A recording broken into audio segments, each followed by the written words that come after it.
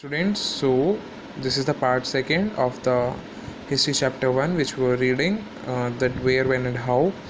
So we have already started the archaeological sources and completed till the buildings and the monuments. So from today we'll be starting from the inscriptions.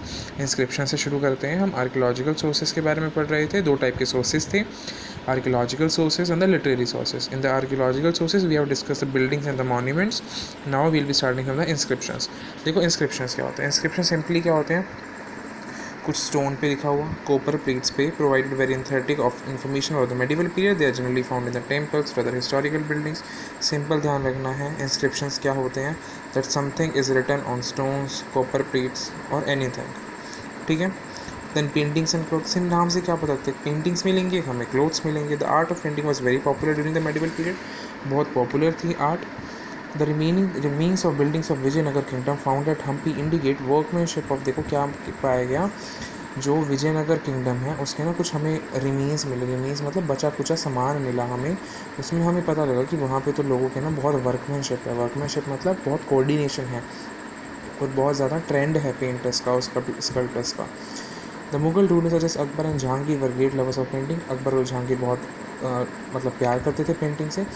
They founded on the Mughal school of painting and encouraged the Persian and the Indian art tradition. देखो, if you're gonna take arts in the class 11, तो you will study about Mughal school of painting क्या थी. Mughal school of painting एक complete form of art थी which was introduced by the Mughals.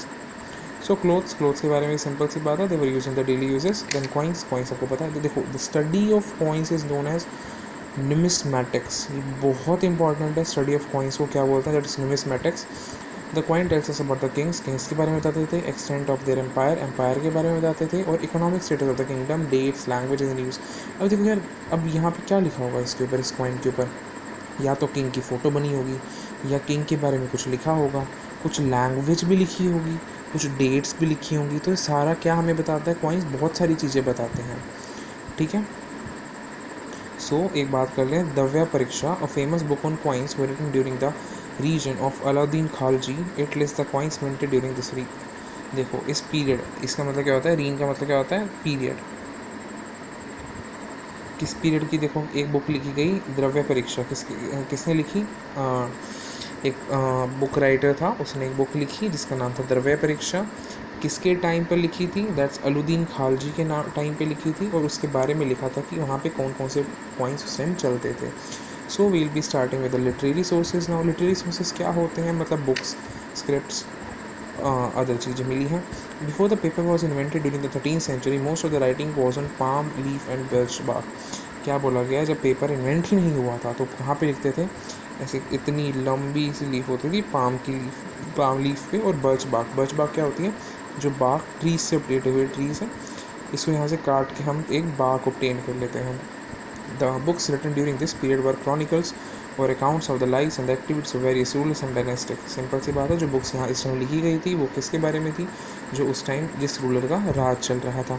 Some were memoirs और autobiographies like Babar नामा and Jahangir नामा. नाम से पता लगता है ये बुक किसके बारे में, बाबर के बारे में. And this book is about Jahangir. While some were about the travelogues. travelogues कौन से होते हैं, कई ट्रेवलर्स थे जो कि बाहर फॉरेन से आते थे हमारे इंडिया में, और उनके ऊपर तक बुक लिखी गई है. हाँ. So there were many visitors who visited India during the medieval period.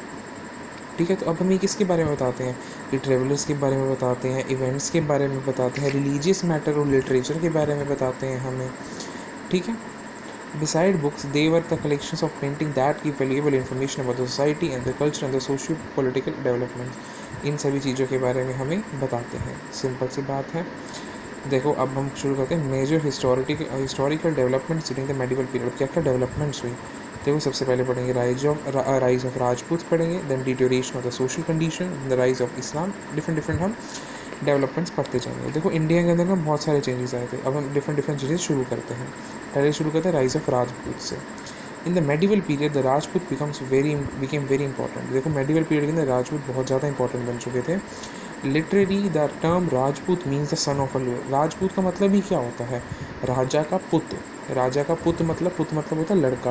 तो that son of a ruler, but it included the rulers, chieftains, soldiers और the commanders of different monarchs in the subcontinent. But ये क्या करता था, कई और rulers को भी इंक्लूड करता था.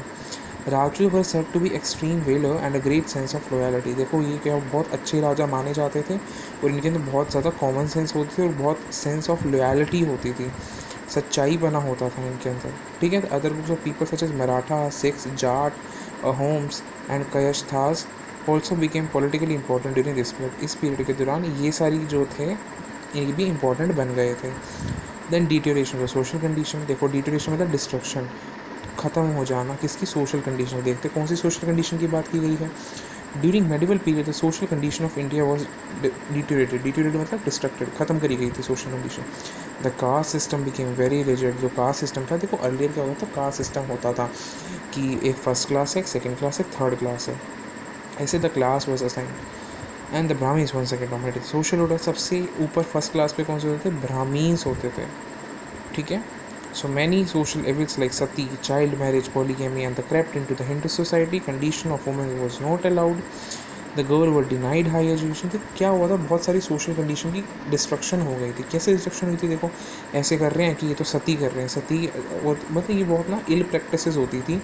चाइल्ड मैरिज कर दी, सती क्या होता है कि अगर एक कपल है उसके अंदर हस्बैंड मर गया तो जो हम वो होती थी, वाइफ होती थी, she has to die with her husband, ठीक है, ड्यूरिंग हर क्रीमेशन। क्रीमेशन क्या होता है, मतलब उसके मरने के लिए जब उसके हम चिता को आग देते थे तो जिंदा वाइफ को अपने हस्बैंड के साथ जलने जाना पड़ता था, दैट वॉज सती, ठीक है। कितनी इल प्रैक्टिस है ये, देखो अब तो कुछ ऐसा नहीं होता।